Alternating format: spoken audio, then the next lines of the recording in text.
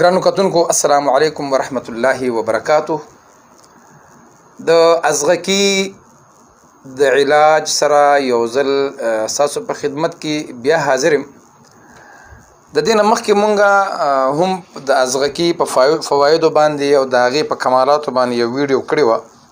چې الله رب العزت دا یو ډیر کمال والا بوټی پیدا کړی. داسې الله رب العزت په دنیا کې چې څه پیدا کړي دي د هر شي په زرګونو کمالات دي، خو زمونږ د علم نه لري دا خو چې کوم انسان رسېدلی دی نو دا ته داسې یو بوټی ویلی کېږي چې دې ته طبیبان معجزاتي بوټی وایي. د ټول نه مخکې به زه تاسو ته د دې بوټي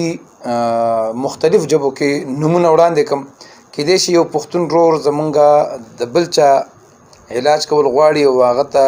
د هغه په ژبه کې هغه نوم نه ورځي، نو د دغه ځای نه به شروع وکړو. نو درخواست دا دی چې زمونږ چینل سبسکرایب کړئ، زمونږ دا ویډیو لایک هم کړئ، کمنټس کې مونږ ته بهترین جواب او خبره وکړئ ماشاء الله سبحان الله، او دعاګانې هم راته کوئ. دا بوټی چې کوم دی دا ازغکی دی، پښتو کې زمونږ په ژبه کې دې ته ازغکی وایي. دا تاسو څنګه چې پته ده په دې شړو بیابانو کې کېږي، او دا چې کوم دی په دې ته په اردو کې او په هندۍ کې دماسه وایي، عربی کې دې ته شوکت البیضا وایي، پنجابی کې ورته دمه وایي، سندۍ کې ورته ډراما وایي، انګریزی کې ورته فیګونیا وایي، او فارسی کې ورته شترخار یا خار شتری هم وایي، او دلته ورته اون کټاره هم وایي. خو دې کې د طبیبانو لږ شک دا دی چې دا کم خار شتری یا شترخار یا اون کټاره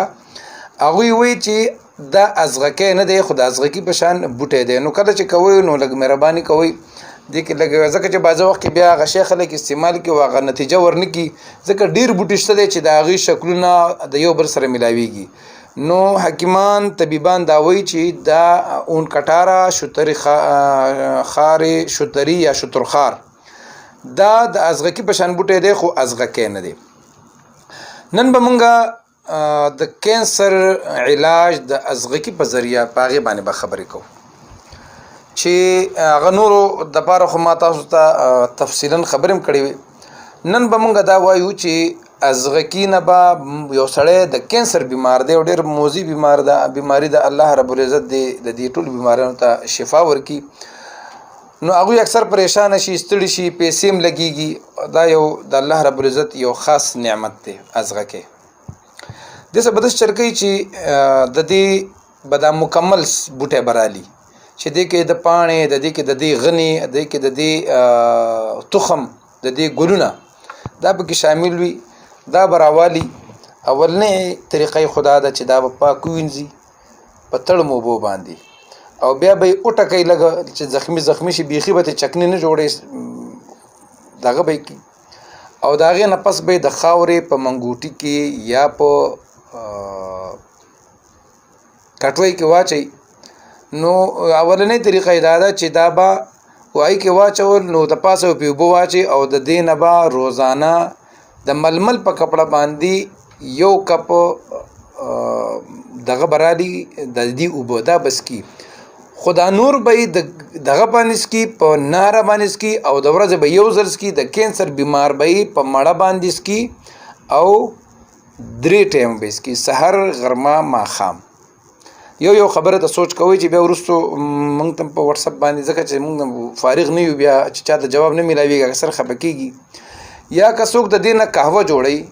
اوبو کې ځان ته خوټ کوي، نو هغه به یې چې قهوه ته جوړوي نو هغه به سحر، غرمه، ماښام په نهره به یې غسکي.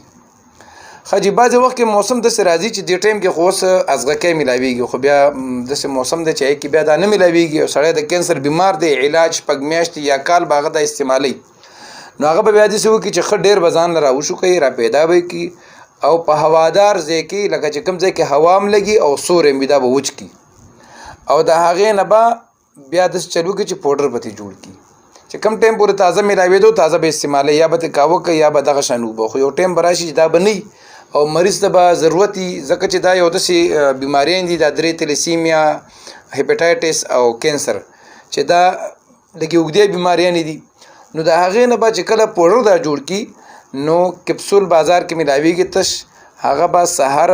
غرمه ماښام 2 کپسوله په مړه باندې خوري یا به په دغه پوډرو کې که کپسول یو ځای کې نه ملاویږي نو دې پوډرو کې به شات ملاو کی او د خوراک نه پس په مړه ګیډه 3 کپسوله به خوري خکه بعضې کینسر چې کوم دی هغه دغه وي د رسولۍ نه وي په سر کې اکثر رسولۍ وي یا په بل وجود کې بل ځای کې رسولۍ نو هغه به دومره بیا کوي چې د رسولۍ کینسر والا به د دې بوټي سره د پساري سره سمبلو بوټي ورته وي او کورکمان دا به پکې مکس کی او یو کپسول بعد د په مړه ګیډه د پيو سره سوچا تازه پي چې ملاوټي پي نه هغه سره به دا استعمالي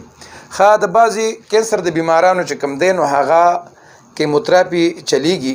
نو هغه هم د څه کولای شي چې د ماسي سره د دې ازغه کی سره سملو بوټي هغه نه با کاوه به جوړ کی و به خټ کی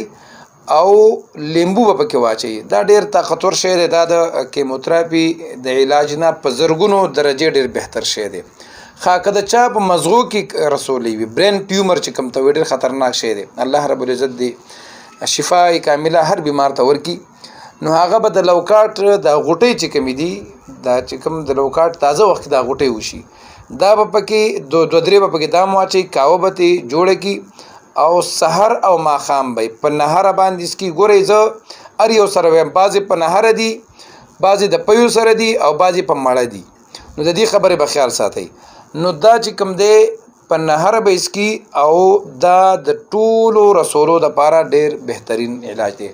اخر کې یو خبره کومه کم دوستان هغه زما د ویډیو نه دا مطلب وانه چې زه پتا سو باندې ډاکټري علاج بندوم خدا یو